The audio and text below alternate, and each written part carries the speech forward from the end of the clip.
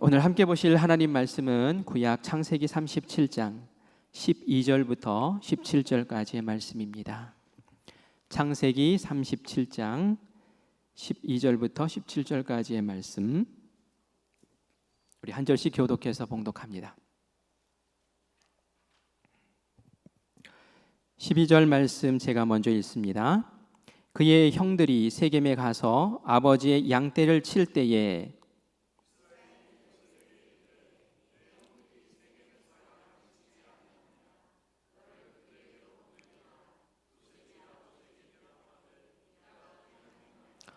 이스라엘이 그에게 이르되 가서 네 형들과 양떼가 다 잘 있는지를 보고 돌아와 내게 말하라 하고 그를 헤브론 골짜기에서 보내니 그가 세겜으로 가니라.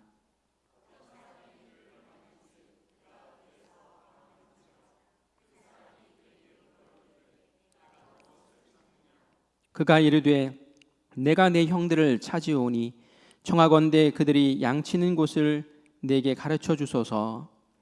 그 사람이 이르되 그들이 여기서 떠났느니라. 내가 그들의 말을 들으니 도단으로 가자 하더라 하니라. 요셉이 그의 형들의 뒤를 따라가서 도단에서 그들을 만나니라. 아멘. 아멘. 오늘도 우리 금요 성령 집회에 함께 하신 우리 성도님들 환영하고 축복합니다. 우리 옆에 계신 분들하고 인사 한번 나눌까요? 기도하러 잘 오셨습니다 하고 인사 나누시기 바랍니다. 네, 감사해요. 오늘 우리 찬양단 찬양하는데 너무 은혜가 되는 거예요. 막 하늘 문이 열리는 것 같아요. 막 은혜가 막 쏟아 부어지는 것 같습니다. 우리 찬양단 너무 감사하죠. 우리 찬양단에게도 박수 한번 해 줄까요? 감사해요. 고맙습니다. 네, 우리 방송실도 박수 한번 해줬으면 좋겠어요. 방송실 감사해요. 늘 보이지 않는 곳에서 수고해 주셔서 감사합니다. 고마워요. 우리 학생들이 같이 또 이렇게 지키고 있더라고요. 어느 분이 그런 얘기 하셔요. 우리 학생들이 와가지고 봉사하는데 보니까 목사님 와가지고 저녁도 안 먹고 와서 아이들이 과자 먹고 있더라고요 하는 얘기를 하더라고요. 마음이 철렁했어요. 맛있는 거 사줄게요. 감사해요. 우리 학생들 고맙습니다. 오늘 우리가 요셉의 말씀을 봅니다. 제가 7, 8월은 요셉 이야기를 좀 한다고 그랬죠. 우리가 이미 잘 아는 사람이에요. 그럼에도 불구하고 요셉을 붙잡고 함께 보려고 하는 이유는 우리가 7, 8월에 특별히 우리 다음 세대들을 영적으로 훈련시키는 여름 성경학교도 있고 수련회도 있어서 우리의 자녀들 생각하면서 요셉과 같은 자녀들로 하나님 세워주세요 하는 그러한 마음을 좀 갖고 같이 기도했으면 좋겠다 하는 마음으로 요셉 이야기를 함께 보려고 합니다. 중보기도에 우리 청년들이 기도를 이제 한상진 목사님이 올렸더라고요. 기도해 주셔서 너무 감사하대요. 우리가 함께 중보해서 기도해 주니 그곳에서도 우리 청년들이 성령 충만을 받고 은혜 가운데 지금 수련회를 지금 하고 있다고. 그래서 제가 일정표를 봤어요. 우리가 금요 성령 집회하는 이 시간에 우리 청년들은 뭐 하나 봤더니 저녁에 이제 성령 집회하더라고요. 집회하고 집회 마치면은 교회별로 모여서 이제 기도 모임을 계속하는 기도회를 한대요. 그래서 우리가 기도하는 그 시간 우리 청년들도 함께 기도하겠구나. 우리가 기도할 때 하나님 우리의 기도와 우리 청년들의 기도를 연결시켜 주셔서 우리가 간절히 우리 청년들을 위해서 기도하는 그 기도로 우리 청년들 그곳에서 은혜 많이 받게 해달라고 그렇게 오늘 함께 기도하는 시간 갖기를 바랍니다. 요셉이라는 사람은 참 특별한 사랑을 많이 받았죠. 아버지 그 야곱으로부터 많은 형제들이 있었지만 그 중에서도 가장 사랑을 많이 받았어요. 요셉이 참 사랑받을 만한 그런 사람이었던 것 같기도 해요. 왜냐하면 굉장히 정직하고 성실하고 아주 또 책임감 있고 어린 나이였지만 그런 자녀였어요. 그런데 17살 이 청소년의 미숙함이 좀 보이기는 해요. 형들이 좀 잘못해도 그냥 못 본 척 해주고 좀 넘어갔으면 좋겠는데 아버지에게 쪼로록 달려가가지고 다 일러바치고, 그리고 하나님이 특별한 꿈을 주셨는데 그 꿈을 막 자랑 삼아 이야기하고 말이죠. 그래서 그 꿈 때문에 형들로부터 아주 괘씸한 녀석, 미운 털이 박히는 그러한 일들도 우리가 보았어요. 그런데 이 지난 시간에 우리가 볼 때에 이 요셉이 꾼 꿈이 보통 꿈이 아니었구나라는 것을 좀 얘기를 했죠.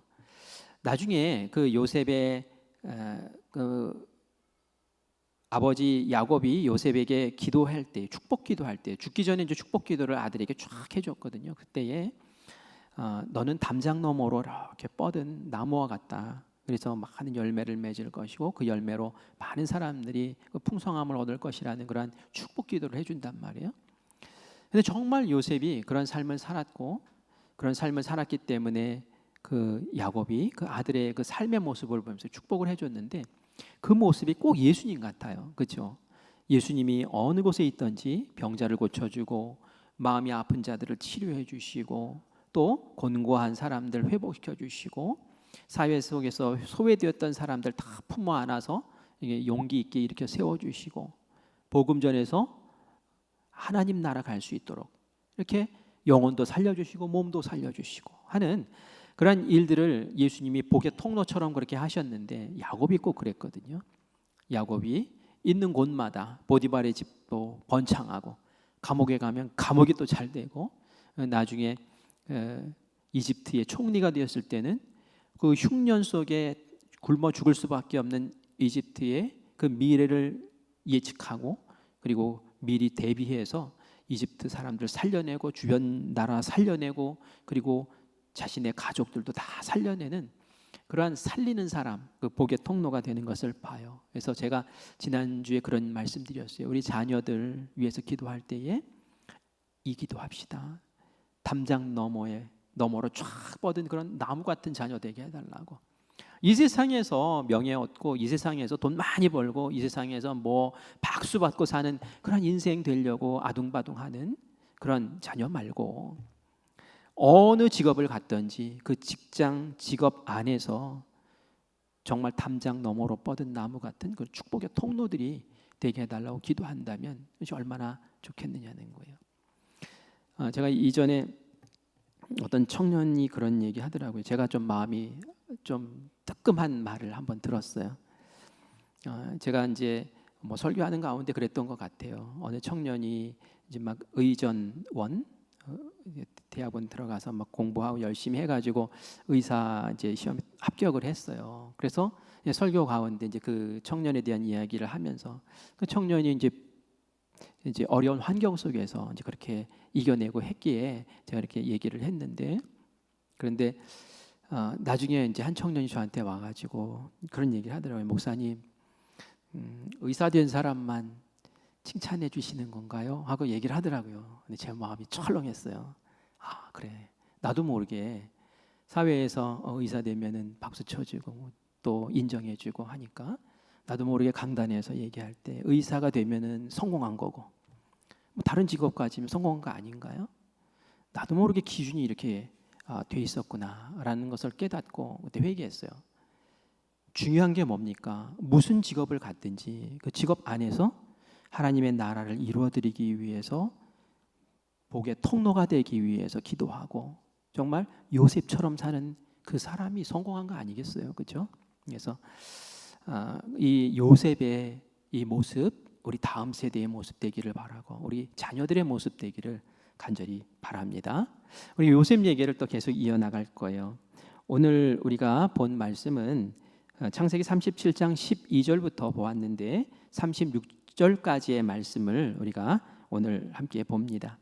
하나님 주신 꿈을 요셉이 이제 받았어요. 그런데 이 꿈이 갑자기 그냥 꽃길거리면서 이루어지는 건 아니에요. 하나님 우리에게 비전을 주시고 꿈을 주시고 어떤 목표를 주셨을 때에 그것을 이루는 사람이 되기 위해서는 반드시 거쳐야 되는 훈련의 과정이 있단 말이죠. 연단의 과정이 있는 거예요. 아까 제가 이야기했죠. 요셉이 참 책임감도 있고 성실하고 정직하고 참 좋은 그런 성품들도 가지고 있는데 아직 미숙하다고, 그죠? 아직 그 마음의 그릇이 조금 더 커야 돼요, 그죠? 그리고 아직 배울 것들이 많아요. 그래서 인격과 실력과 영성을 다 갖추기 위해서 하나님께서는 그를 꿈도 주셨지만 그 꿈을 이룰 수 있는 길로 이제 인도를 하시는 것을 보게 됩니다. 이제 수업을 시키시는 거예요. 근데 이 수업 과정이 이게 쉽지가 않아요. 어려워요. 이 고난의 길로 보일 때도 있단 말이죠. 이 수업은 마치 돌발 상황처럼 이 요셉에게 찾아옵니다. 어느 날 야곱이 아들 요셉을 불렀어요. 그리고 한 가지 심부름을 시킵니다. 형들이 양치러 갔는데 오랫동안 못 봤는데 형들을 한번 찾아가서 형들 어떻게 지내는지 확인하고 돌아와라 라고 그렇게 지시를 합니다. 야곱의 마음에 그 아들들에 대한 염려가 불쑥 찾아왔던 거예요. 왜냐하면은 이 아들들이 이제 소식을 전했는데 세겜이라는 곳에 가서 양을 친다는 거예요. 근데 이 세겜이라는 곳은 2년 전에 한 사건이 있었던 곳이에요. 어떤 사건이 있었을까요? 이 야곱이 자녀들을 데리고 그 세겜에 머물러 있을 때에 그때에 디나라는 딸이 있었는데 이 디나가 세겜성에 들어가서 구경을 하게 돼요. 와, 여기 볼 게 많다. 야, 좋다. 하면서 이렇게 둘레둘레 보고 있었죠. 그런데 그 세겜성 성주의 아들이 이 디나를 성폭행한 거예요. 그 일 때문에 그냥 발칵 뒤집힌 거죠. 그래서 어떻게 합니까? 이 야곱의 아들들이 칼을 갈고 그리고 나서 쳐들어가 가지고 그 성에 있는 남자들 다 죽여버렸어요. 복수하려고. 그러자 그 세겜성 주변에 있었던 족속들이 다른 족속들이 연합을 해가지고 아무리 그런 일이 있어도 그렇지 어떻게 싹 다 이렇게 죽일 수가 있는 거냐? 이건 너무한 거 아니냐? 해가지고 이 야곱의 가족을 다 죽이려고 막 그랬었거든요. 그래서 야곱이 하나님께 기도하면서 막 도망을 갔어요. 도망을 갔던 그 사건이 있었단 말이죠. 베델로 도망가고 그리고 헤브론으로 이제 이사를 와가지고 이제 헤브론에서 있는 거예요. 그런데 이 세겜과 헤브론 거리는 한 100km 정도 떨어져 있거든요. 멀리 떨어져 있는 그곳에 있는데 아니 그 아들들이 거기 가서 지금 양치고 있다니까 좀 걱정이 되는 거예요. 2년 전의 일인데 아니 거기 가서 해코지 당하는 거 아닌가. 그래서 이제 아들을 보내는 거죠. 가라고 했더니 이 위험적인데도 불구하고 이 요셉도 알았을 거거든요. 근데 요셉이 이제 순종하고 그 길을 떠납니다.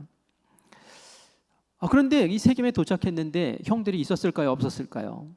없었어요. 형들이 그곳에 양 먹이고 그리고 나서 또 다른 곳으로 이동을 한 거예요. 그러니 세겜까지 갔다는 것만 알았지 이 요셉이 어떻게 알 수가 없는 거죠. 그래서 막 들판을 헤매고 있는데 어떤 한 사람이 도대체 뭐 찾고 있길래 이러느냐 하고 물어봐서 이러이러한 형들이 만나려고 왔는데 혹시 보셨습니까? 저한테 꼭 알려주십시오 라고 얘기하니 내가 얼마 전에 봤는데 그 사람들이 도단으로 간다고 얘기를 하더라 라는 이야기를 전해준 거예요. 그래서 요셉이 도단으로 이제 쫓아갑니다. 이 도단은 또 그곳에서 30km 정도 떨어진 곳이었는데 가는 거예요.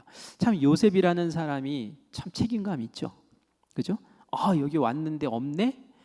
도대체 찾을 수가 없네? 그러면 집에 가야지. 이렇게 했어야 되는데 어떻게 해서든지 아버지가 주신 그 명을 수행하기 위해서 그렇게 막 묻고 찾고 해가지고 또 30km 길을 또 도단을 곳으로 갑니다. 저기 보니까 형들 같아요. 멀리서 봐도 형들 같아요. 그래서 이 요셉이 너무 기쁜 마음으로 막 쫓아가요. 얼마나 반가웠겠어요. 근데 이 형들도 요셉을 알아봅니다. 더 먼저 알아봤을 거예요. 왜냐하면 이 요셉은 색동옷을 입고 채색 옷을 입고 있었거든요. 그러니까 금방 눈에 띄는 거예요. 이거 아무나 입는 옷 아닌데 그러면서 이 형들의 마음에는 기쁨보다 우울함이 찾아온 거예요. 여기까지 오는데 심부름 오는 녀석이 색동옷을 입고 잘난 척하고 또 오는구나. 그래, 너 잘났다. 또 여기 와가지고 우리 감시해서 우리 뭐 잘못했다고 아버지한테 일르려고 또 저렇게 왔구나. 이게 요셉이 온 것을 말이죠 괘씸하게 생각한 거예요. 우리한테 또 무슨 해코지를 하려고 막 이런 마음이 드는 거예요. 거기다가 저 녀석 그 꿈 얘기 우리들을 뭐 아주 얕잡아 보고 부모님까지도 아주 무시하는 그런 버르장머리 없는 녀석 어떻게 하면 좋을까? 막 이렇게 하다가 쌓인 감정이 마음에 팍 폭발을 해버립니다. 그래서 이 형제들이 결정한 마음이 20절에 나오죠. 우리 20절 같이 읽어보겠습니다. 시작. 자, 그를 죽여 한 구덩이에 던지고 우리가 말하기를 악한 짐승이 그를 잡아먹었다 하자. 그의 꿈이 어떻게 되는지를 우리가 볼 것이니라 하는지라. 아멘. 아멘. 어떻게 얘기하는 거예요? 오면 죽여버리자. 그리고 구덩이에 마른 그 우물에 집어 던져버리자.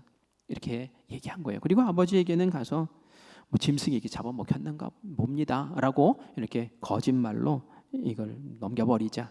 이렇게 얘기를 한 거예요. 그런데 이 말씀 가운데 뒷부분이 마음에 좀 꺼림직해요. 그의 꿈이 어떻게 되는지를 우리가 볼 것이니라. 이 형제들의 마음에 꼭 박혀 있었던 이 대못이 있었던 거예요. 다른 것들은 그래도 조금 견딜만 한데 그런데 이 꿈 얘기에서는 굉장히 마음 상한 거예요. 형들이 다 자기 그 요셉에게 절하고 막 부모까지 막 절하고 이거는 있을 수가 없는 일이야. 괘씸해. 이 감정이 이 마음 가운데 아주 그냥 독한 그 가시처럼 그렇게 박혀 있었던 거죠. 그래서 이 녀석은 죽여야 돼, 죽여버려야 돼 하는 마음으로 이 요셉을 맞이하게 되죠. 정말 이대로 가면은 요셉 끝장날 판이에요. 아니 하나님이 지금 요셉을 좀 훈련시키려고 이렇게 좀 길을 여시고 이렇게 하고 계시는데 아니 형제들이 말이죠, 죽여버리자, 그냥 싹 죽여버리자 이러면 하나님의 그 꿈이 정말 사라질 판이 돼버린 거예요. 근데 하나님이 그냥 놔두실까요? 그렇지 않죠. 하나님이 얼마나 불꽃 같은 눈동자로 살피시는데요. 하나님이 그때 개입하세요. 어떻게 개입하십니까? 바로 제일 장자인 큰형 르우벤을 통해서 개입하세요. 르우벤이 이야기합니다. 우리 21절 말씀 같이 읽습니다. 르우벤이 얘기합니다. 르우벤이 듣고 요셉을 그들의 손에서 구원하려 하여 이르되 우리가 그의 생명은 해치지 말자. 22절 같이 읽습니다. 르우벤이 또 그들에게 이르되 피를 흘리지 말라. 그를 광야 그 구덩이에 던지고 손을 그에게 대지 말라 하니 이는 그가 요셉을 그들의 손에서 구출하여 그의 아버지에게로 돌려보내려 함이었더라. 아멘. 무슨 말이에요? 요셉 죽이지 말자는 거예요. 그냥 구덩이에 던져 넣어서 우리 혼쭐 내자. 그냥 눈물이 쏙 빠지게 만들어주자. 피를 흘리지는 말자. 죽이지는 말자라고 얘기를 한 거예요. 왜 르우벤이 그렇게 얘기했습니까? 그것은 나중에 이 동생들의 마음이, 동생이 그냥 우물 속에 갇혀가지고 거기서 징징 울고 거기서 잘못했다고 막 그러면 마음이 좀 녹아질 거 아니에요. 그러면 우리 그때 봐주자 해가지고 아버지 품에 돌려보내고 싶은 마음이 이 르우벤에게 있었던 거예요. 근데 저는 이 르우벤의 이 마음이 신기했어요. 왜냐하면은 이 르우벤이 그렇게 아버지를 막 이렇게 생각하고 이럴 그런 처지가 아니었거든요. 사실 르우벤은 아버지에게 좀 눈 밖에 난 아들이었어요. 왜냐하면은 창세기 35장 22절에 보면은 간단하게 이런 이야기가 나옵니다. 축복 기도 할 때에도 이제 저주의 기도를 하는 것을 보게 되는데 이런 사건이 있었어요. 야곱의 첩 가운데 야곱의 부인이 4명 있잖아요. 그죠? 레아와 라헬과 결혼을 하고 그리고 레아의 몸종 또 라헬의 몸종 시종과 함께 또 첩으로 맞아서 자녀들을 그래서 12명이나 낳은 거 아닙니까? 그런데 그 가운데 빌하라는 첩이 있었어요. 그런데 이 르우벤이 빌하하고 동침을 했어요. 아버지의 아내와 동침을 한 거예요. 이건 말이죠, 아버지를 모멸하는 거예요. 아버지를 무시하는 거예요. 그래서 이 야곱이 큰 상처를 받아요. 나중에 축복기도 할 때도 그것을 언급을 해요. 언급을 하면서 이 장자의 권위를 인정을 하지 않는 저주의 그런 기도를 하는 것을 보게 돼요. 그리고 야곱의 눈에 난 사람인데도 불구하고 이 시간 르우벤은 아버지의 마음이 상할까 봐, 아버지가 요셉 잃으면은 마음 얼마나 아파할까 이런 생각을 하면서 요셉 죽이지 말자고, 아버지 품으로 이제 돌려보내야지 하는 마음으로 이렇게 살피고 있는 것을 보게 돼요. 그래서 저는 그런 생각을 합니다. 이렇게 하신 것은 루벤이 진심이라기보다는 하나님이 장자인 루벤의 권세를 사용해서 지금 요셉을 죽이지 못하도록 지금 막고 있구나라는 거죠. 하나님께서는 요셉을 훈련의 길로 들어서게 하시는 것이지 고난 속에서 죽이려고 하시는 건 아니거든요. 근데 막 죽이려고 하는 상황이 벌어지니 하나님이 개입하셔서 그거 아니야, 죽이는 거 아니라니까 요셉의 길을 예비하시고 인도하시고 간섭하시는 그 하나님의 손길을 이 말씀을 통해서 느끼게 됩니다. 제가 일전에 고난에 대해서 한 5가지로 설명을 한번 해드린 적이 있어요. 그런데 그 고난을 크게 이제 2가지로만 정리를 하면 그래요. 왜 우리에게 고난이 찾아올까? 첫 번째는 말이죠. 내가 하나님 앞에 죄지었을 때 고난이 찾아와요. 왜요? 하나님이 정신 차려 하면서 막 흔드는 거예요. 하나님 앞에 예배 드려야 될 사람이 예배 안 하고, 하나님 앞에 기도해야 될 사람이 기도 안 하고, 하나님 앞에 충성해야 될 사람들이 막 밖에 나가서 그냥 해집고 돌아다니고 막 이러고 있으면 하나님이 건강을 치시기도 하고 사업을 치시기도 하고 자녀를 치기도 하면서 정신 차리라고. 그래서 뜨거 하면서 다시 그때 하나님을 바라보고 하나님 잘못했어요 하고 눈물을 흘리면서 오죠. 간단해요. 방법은 회개하면 되는 거예요. 그때는. 그런데 어떤 고난이 또 있느냐 하면은 하나님께서 훈련시키시는 고난이 있어요. 지금 요셉이 받는 고난처럼 훈련시켜서 연단시켜서 정금처럼 만들어서 하나님이 쓰시려고 하는 고난이 있어요. 모세도 이런 고난을 받았죠. 다윗도 그런 고난을 겪었어요. 그래서 왕이 됐고 민족을 이끄는 지도자가 됐어요. 요셉도 꿈은 주셨지만 꿈이 있다고 그냥 되는 게 아니라 17살에 받은 그 꿈을 30살에 이루거든요. 그 13년 동안 하나님께서는 연단의 과정을 거쳐서 인격도 성품도 실력도 갖추게 만들기 위한 그런 길이 있단 말이죠. 바로 이런 길을 걷게 하기 위해서 지금 인도하시는데 막 요셉의 형들이 막 죽이려고 하니까 하나님이 이제 루벤을 통해서 이렇게 인도해 주시는 거예요. 뜻밖의 사람을 통해서 하나님께 역사하시는구나. 하나님이 이 고난 속에 간섭하고 계시고 하나님이 이 어려움 속에도 굉장히 세밀하게 살피고 계시구나라는 것을 우리가 꼭 기억해야 될 줄 믿습니다. 제가 첫 목회 때에 마을에 은밀하게 예배당을 건축을 했어요. 예배당 건축을 할 때에 마을 사람들에게 알리지 않았어요. 이장님에게도 알리지 않았어요. 왜냐하면은 그 마을에 미신이 있고 또 뭐 귀신 섬기는 그런 무당 같은 사람도 있고 또 그 뒷산이 뭐 그 귀신 섬기는 뭐 산이라고도 하고 그래서 거기다 교회 짓는다 그러면 마을 사람들이 얼마나 싫어하겠어요. 그래서 말도 안 하고 그냥 예배당을 지었어요. 2층으로 짓고 있었는데 마을에서는 그렇게 알았어요. 제가 얼굴이 하얗거든요. 그러니까 어디 서울에서 젊은 사람이 병이 들어가지고 이거 시골에 와서 요양하려고 집을 짓고 요양을 하는가 보다. 그렇게 알고 있더라고요. 그래서 감사했어요. 그냥 그렇게 알아주셔서 감사합니다. 나중에 이제 십자가를 이제 곧 달아야 되잖아요. 십자가를 딱 다니까 이제 마을에서 발칵 뒤집힌 거예요. 그래서 이제 청년회에서 회의를 소집한다고 방송을 하고 청년들이 모여서 어떻게 우리에게 아무런 이런 반구 없이 허락도 받지 않고 마을에 교회를 세울 수 있느냐. 당장 저거 허물고 나가라고 그러자 하면서 와 분위기가 말이죠. 뭐 그렇게 된 거예요. 어떡하죠? 큰일 났어요. 근데 그 회의가 열렸을 때 저는 아무것도 모르고 있었어요. 그런데 나중에 알았어요. 그 자리에서 한 분이 그 어려운 상황을 정리해 주시는 역할을 하신 한 분이 계셨어요. 누구였냐면 그 마을에 사는 조합장의 부인 되시는 분이 그분이 장로교회의 권사님이셨는데 그런데 그분이 그 회의에 우연히 참여를 한 거예요. 청년들 모이는 데니까 남자들 모여서 하는 데인데 우연히 뭐 음식 가지고 모인 데니까 싸들고 이제 가셨던 거죠. 가서 회의를 지켜보니까 교회 얘기고 저 교회 우리가 쫓아내야 되고 괘씸하고 막 이러면서 막 성토하는 분위기가 된 거예요. 그러니까 이분이 잠깐 기도하시고 나서 그들이 얘기를 한 거예요. 이분이 또 조합장 아내니까 또 이렇게 말발이 있고 또 이렇게 권세가 있어요. 그래서 한번 생각해 보라고. 여기에 교회가 세워지면 교회가 뭐 하겠냐고. 교회가 세워지면은 우리 마을 사람들을 위해서 기도하지 않겠냐고. 교회가 세워지면 우리 마을에 있는 어린 아이들 돌봐주지 않겠냐고.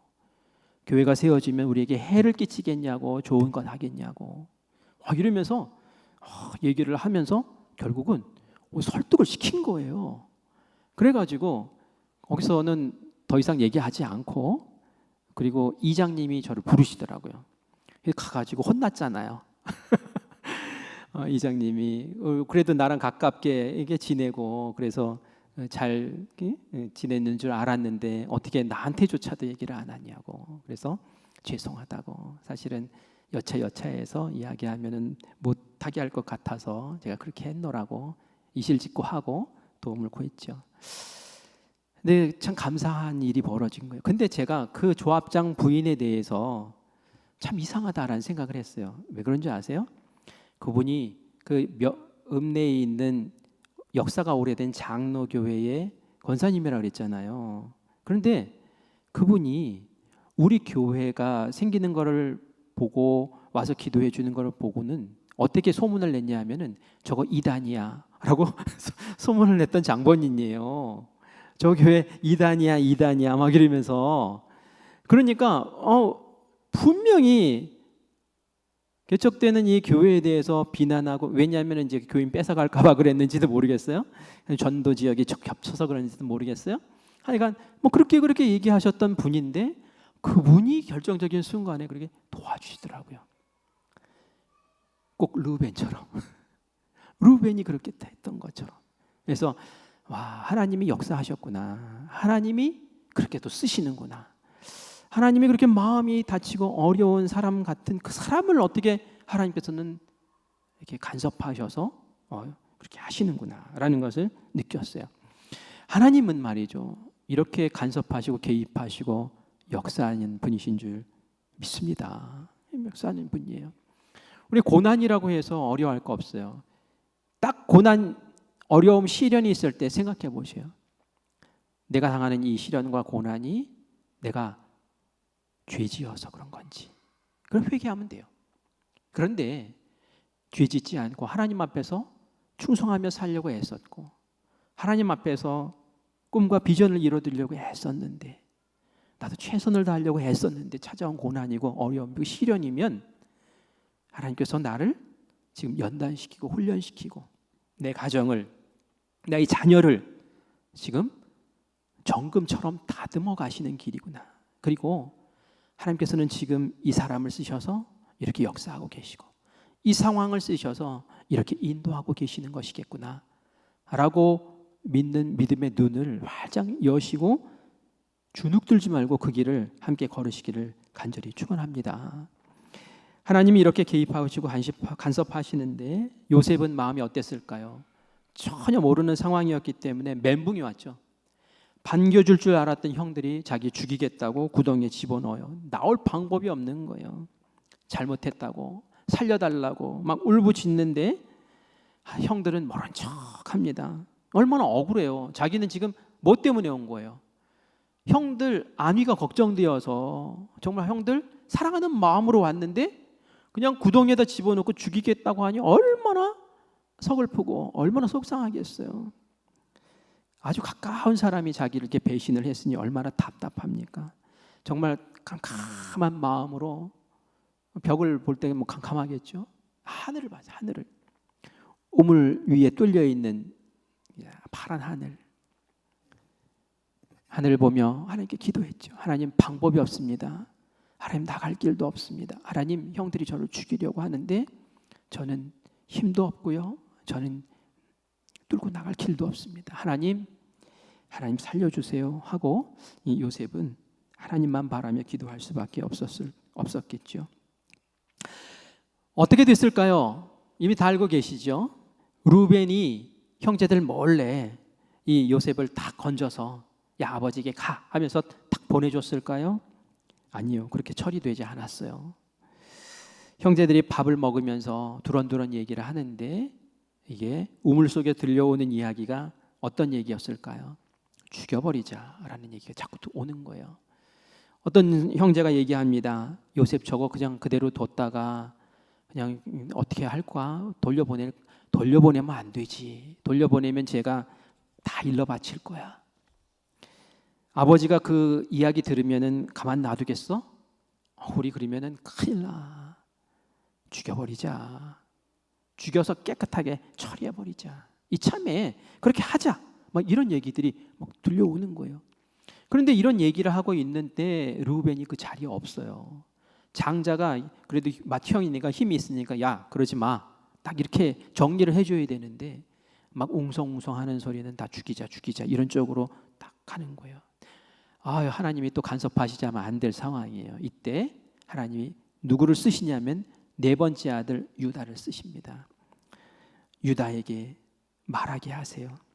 우리 26절 말씀, 27절 말씀 유다가 하는 이야기를 같이 들어보겠습니다. 시작. 유다가 자기 형제에게 이르되 우리가 우리 동생을 죽이고 그의 피를 덮어둔들 무엇이 유익할까? 자 그를 이스마엘 사람들에게 팔고 그에게 우리 손을 대지 말자. 그는 우리의 동생이요 우리의 혈육이니라 하매 그의 형제들이 청종하였더라. 아멘. 막 죽이자 하니까 아니야 죽이지 말자. 저기 우리 이스마엘 사람들이 그 이집트로 무역하러 가는 사람들이 보이지 않냐? 퍼뜩 드는 생각이 저기다 팔아야겠다. 지금 가만히 여기다 놔두면 죽게 생겼다. 그러니 저기에 팔자라고 그렇게 제안을 합니다. 해결책이 그거밖에 없었어요. 손에 피 묻히지 않고 해결할 수 있는 방법이 바로 그거밖에 없었죠. 이 위기의 상황에서 무역상이 마침 그 옆을 걸어가게 한 것 그게 우연일까요? 저는 우연이 아니라고 생각해요. 하나님이 보내신 거예요. 하나님이 보내신 것. 하나님이 택배 기사를 거기에 보내신 거예요. 이 택배 물품이 있다. 요셉이라는 물품이 있으니 이걸 이집트까지 안전하게 좀 배송을 해야겠으니 그 무역상을 보낸 거죠. 유다가 그 이야기를 했을 때에 그것이 정말 유다의 마음이었을까요? 하나님이 주신 마음이죠. 하나님이 주신 마음. 죽이면 안 돼. 어떻게 혈육을 우리가 죽일 수 있어? 죽이면 안 되지 하는 그 마음을 주셔서 유다도 그렇게 말하고 이렇게 하나님은 섬세하게 세심하게 역사하시고 간섭하는 거예요. 저는 이 자리에 르우벤이 없어서 얼마나 다행인가 하는 생각을 했어요. 만약에 르우벤이 있었으면 어떻게 했겠어요? 이 동생들이 큰일 나겠네. 자꾸 이게 죽이자는 얘기하니 안 되겠다 하고 야 여기서 그만 말해. 그리고 요셉 건져다가 야 형들과 있었던 이 이야기 아버지에게 가서 하면 너 진짜 죽는다. 한 번만 더 얘기하면 너 그냥 가만 안 둘 거야. 이렇게 으름장을 놓고 그리고 동생 보냈을 것 같아요. 만약에 동생이 야곱에게 아버지에게 돌아갔으면은 이집트에 갈 일이 있었을까요? 아니에요. 훈련받을 길이 있었을까요? 아니에요.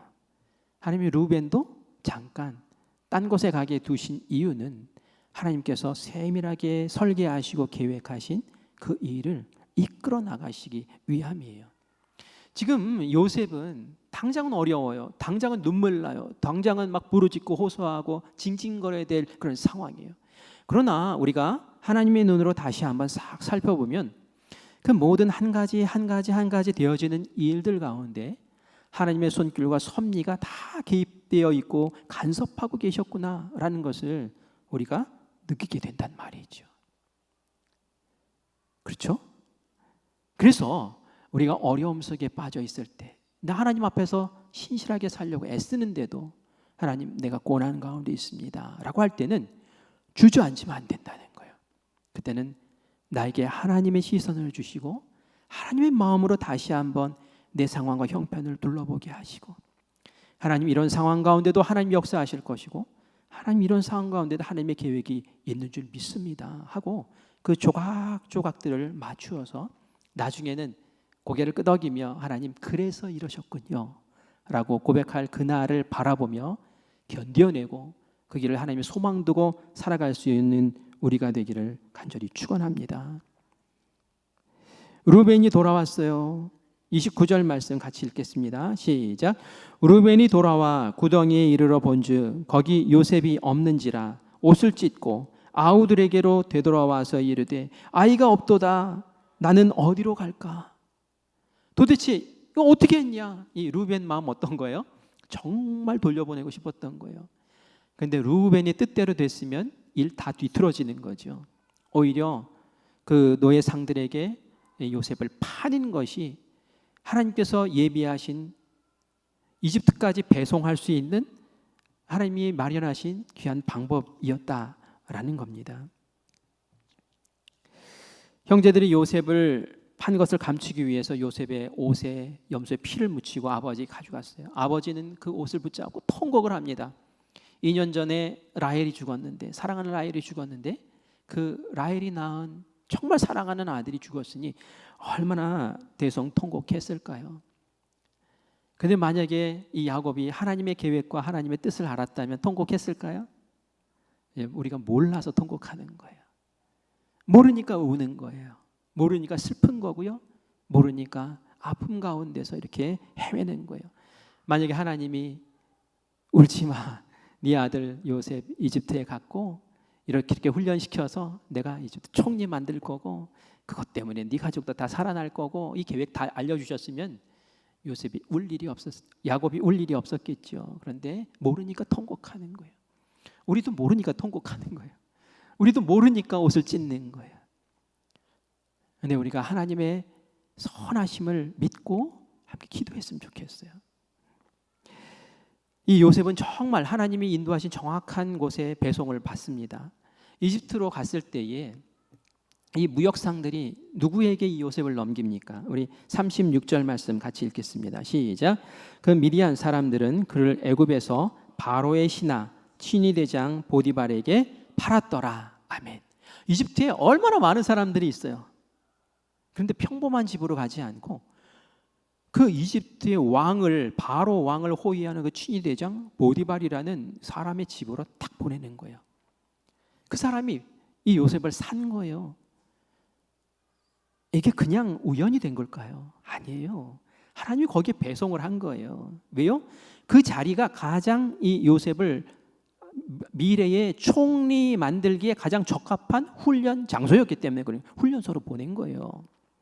결국 그 집안에 들어가서 인정받고 보디발의 집안의 살림살이를 다 이끌어 나가는 집사가 되어서 쫙 관리를 하죠. 관리하면서 막 그냥 살림살이가 더 번창하게 되는 거예요. 그래서 이 바로가 나중에 얘기하죠. 야, 너 때문에 우리가 복 받는다. 하나님이 너와 함께 하시니까 우리가 복 받는다라고 얘기할 정도로 번창한 거예요. 하나님이 주시는 지혜로 그곳에서의 그 큰 살림을 이끌면서 나라의 경제를 이끌어 나갈 총리로서의 그 경제 지식을 거기서 터득을 하는 거죠. 그리고 감옥에 갇혀요. 억울하게 감옥에 갇혀요. 감옥에 갇혀서는 정치인들을 만나죠. 이 보디발의 집이었으니까 그 정치범 수용소에 들어간 거예요. 다른 곳이었으면은 당장 목 잘라서 죽였죠. 그런데 고급 정치인들이 있는 곳에 가서 정치를 배워요.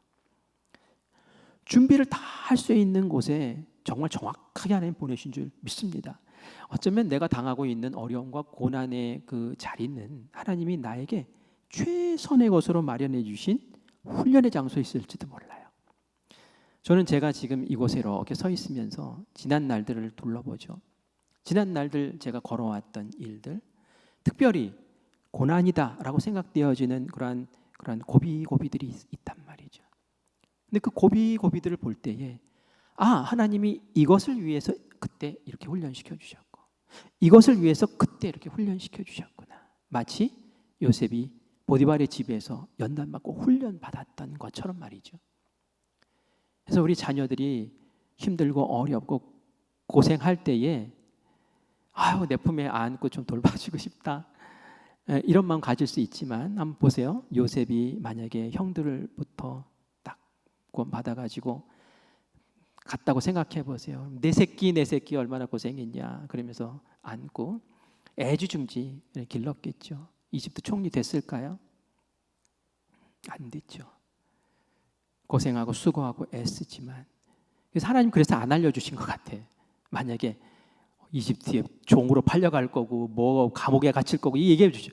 그 놓아주겠어요? 절대로 못하죠. 그런데 하나님이 똑 띄어서 그렇게 훈련시켜 연단시켜서 이렇게 세우시는 귀한 모습을 우리가 보게 됩니다. 믿어야 돼요. 하나님은 선하십니다. 하나님 역사하십니다. 하나님이 이루실 것입니다. 하나님의 계획은 완벽하십니다. 저는 모릅니다. 그렇지만 저는 기도하겠습니다. 그래서 저는 절망할 수 없습니다. 그래서 저는 앞으로 이루실 일을 위해서 하나님 기도하겠습니다. 나의 다음 세대들 하나님 책임져 주시옵소서 기도하며 우리 나가기를 간절히 바랍니다. 로마서 8장 28절 말씀 같이 읽겠습니다. 제가 두 번째로 좋아하는 말씀이에요. 시작. 우리가 알거니와 하나님을 사랑하는 자 곧 그의 뜻대로 부르심을 입은 자들에게는 모든 것이 합력하여 선을 이루느니라. 아멘. 모든 것이 합력하여 선을 이루십니다. 험해 보이는 그 길이 사실은 하나님이 마련하신 첩경이었어요. 그 첩경 지름길은 어떻게 보면 가파르고 거친 길처럼 보일 수도 있어요. 그런데 그 길을 하나님 바라보며 인내하며 하나님과 동행하며 걸었던 그 요셉은 나이 30대였을 때에 젊은 나이에 그 이집트 제국의 총리로 세움받는 것을 우리가 보게 되죠. 우리 자녀들 격려해 주십시오. 우리의 후손들 격려해 주십시오. 그리고 나 스스로도 격려하세요. 이거 겪어내면, 이거 이겨내면 나의 길이 열린다. 하나님께서 나를 통해서 역사하시려고 지금 나에게 훈련시키고 연단시키는 거야. 소망을 두자, 하나님 믿자, 붙잡자. 그리고 이겨내고 이길 끝에 주시는 그 열매를 꼭 붙잡자라는 마음으로 오늘 함께 기도하며 주님 앞에 세움받는 우리 모두가 되기를 간절히 축원합니다. 아멘.